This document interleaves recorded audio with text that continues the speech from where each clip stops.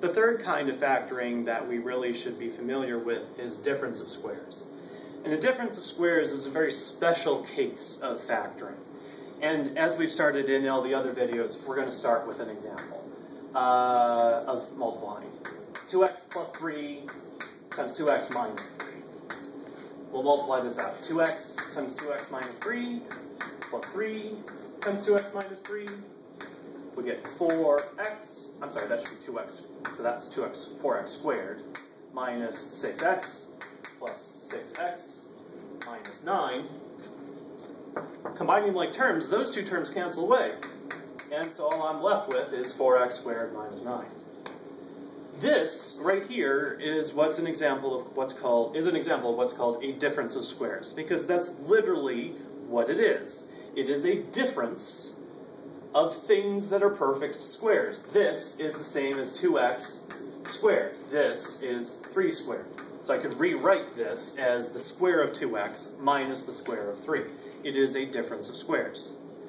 Differences of squares like this are one of these special binomial multiplication patterns that you need to be able to recognize. There's a question on your homework about that. What are the 3 special general binomial multiplication patterns that you should be able to recognize? Well, this is one of them. The difference of squares. It essentially works like this. That a plus b times a minus b is always going to be equal to a squared minus b squared. You always will end up with this result. No matter what a and b actually are, if a is 2x and b is 3, then you'll end up with the square of 2x, which is 4x squared, and the square of 3, which is 9. And it's always minus. A sum of squares doesn't work out. I'll show you why. If I wanted to factor 4x squared plus 9, keep in mind that we can use splitting the middle on this, because after all, this is the same thing as saying 4x squared plus 0x plus 9. 0x is just 0, and so sticking a 0x in the middle doesn't actually change anything. This means that now I'm looking for 2 numbers that add to 0 and multiply to 4 times 9 is 36. But here's the problem. 6 and 6 multiply to 36, but they add to 12. 9 and 4 multiply to 36, but they add to 13. In fact, there's nothing.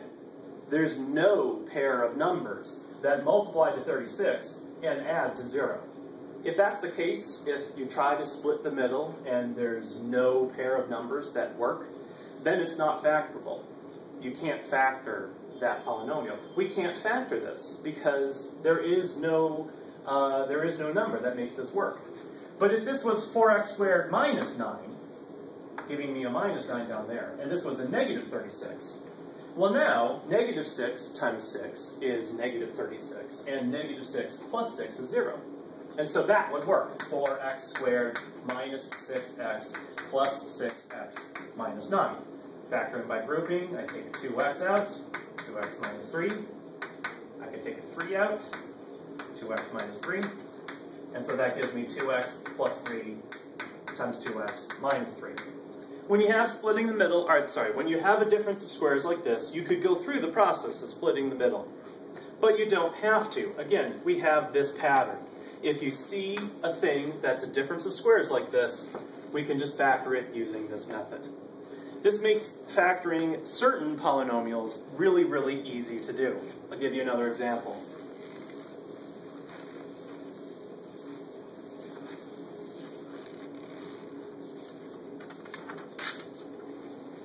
$98 x squared minus 50 y squared.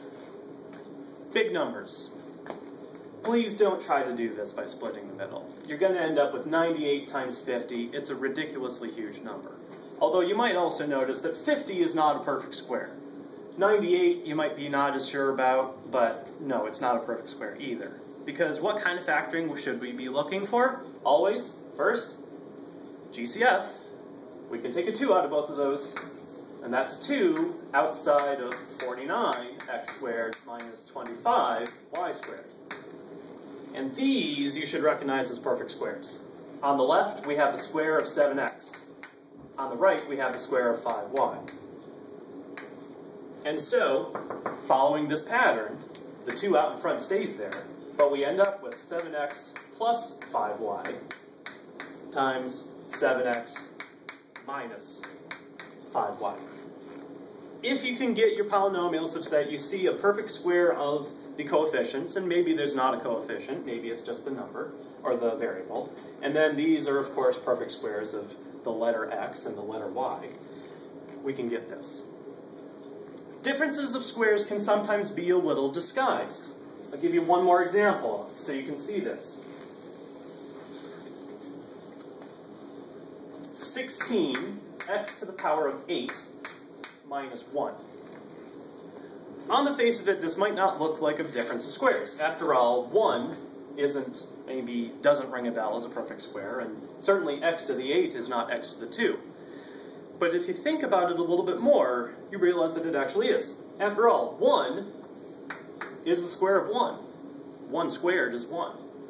Certainly 16 is the square of 4, but remember the exponent rules for powers and multiplying and things from previous units.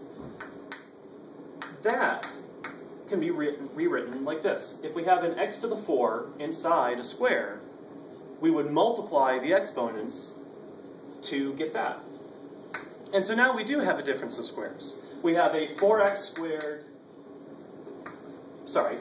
the 4 plus 1, and a 4x to the 4 minus 1.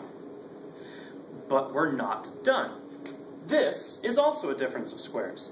This is not. That's a sum. We can't touch it. That's not going to go anywhere.